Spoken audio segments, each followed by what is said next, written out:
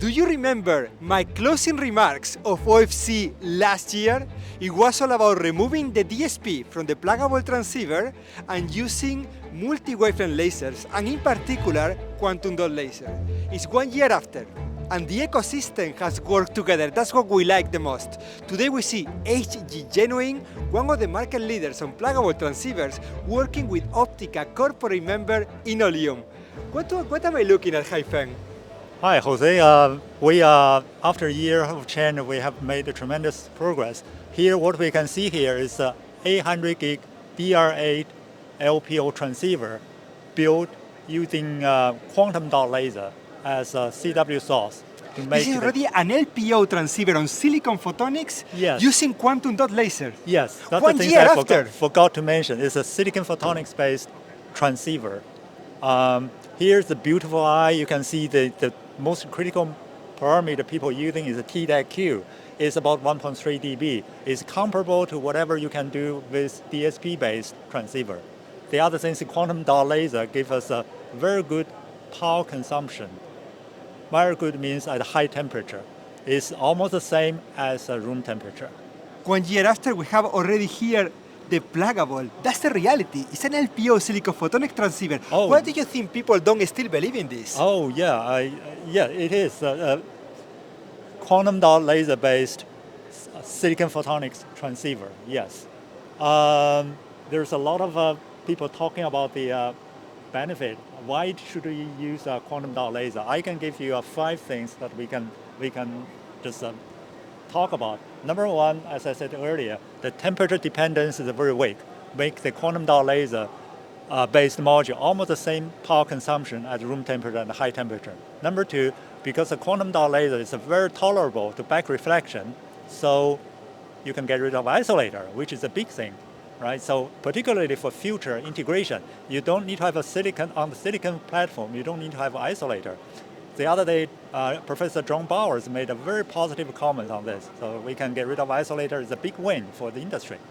There's 2 already. Number 3 is the power is very high for this quantum dot laser. It can go, right now we are pumping up at the 170 milliwatt, but it can go 300 or even 400 milliwatt without reliability problem. That's the number 3. Number 4 is gallium arsenide based, which potentially can go 6-inch wafer, reduce the cost. So that's why we like it. Number 5, again, reliability. Quantum dot is inherently better than quantum well, simply because the defect won't propagate. Thermal stability, no isolator, gallium arsenide based, hence affordable, everything is advantages. And you actually use it to have an LPO device. And that's a reality, it's here. I can touch it, I will not, but I could touch it. You can touch it. So why do you think there are people who still don't believe in LPO? Well, that's a good question. I guess Andy Bechtolsheim would be the better person to answer this question. Let's go to him. Go ahead.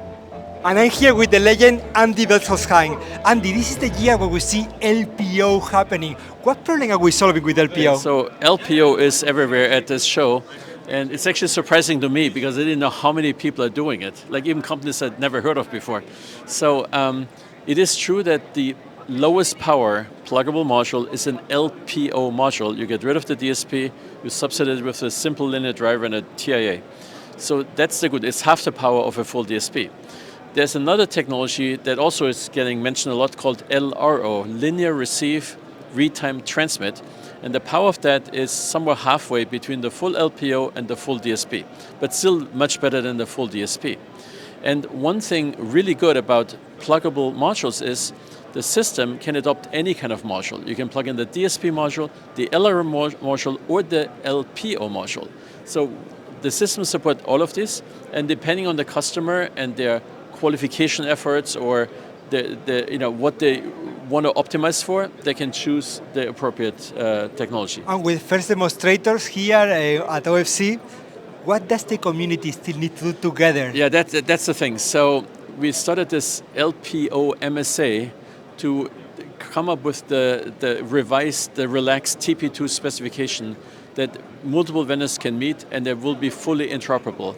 So today, the IEEE spec is too stringent and it can be relaxed, but that work has to be agreed upon by all the vendors And that work just started, but we hope to have results by ECOC. OFC is the place where things happen, and this is the year in which the first demonstrators on LPO are being seen and touched by everyone. What is your preferred future in the coming OFC? Well, to me, the most surprising thing here was actually the first 1.6T LPO module. So there's not even system yet that can do 600 gig plug, but with a tester, you can generate the waveforms, the signals, and the bit rate is actually pretty good for first attempt. So at this point, I'm confident that the 600 gig LPO will work as well. Andy, thank you very much being with a personal hero today. Thank you very much. Let's go to the next place. We're walking to the... Wait. Yesterday I saw something special here. This is Eoptolink, another large company developing LPO pluggable transceivers using quantum dots from Innolume. Here you can see the pluggable device. Yes. LPO is a reality. It's here. It's working. And it also doesn't have an isolator. It works without an isolator. You said you were not going to say anything. It is funny how you see more or less the same companies in the same locations, but with different people, right? Different people, yeah. Yeah, there's a lot of younger people. I used to feel really young at OFC. I don't anymore. So why are quantum dots so important for making multi-wavelength lasers? Because with a single gain material, we can give you multiple lambdas. Great to see you again. Let Ashok explain further. This show is about AI, and AI is all about interconnection between GPUs. Is this the solution?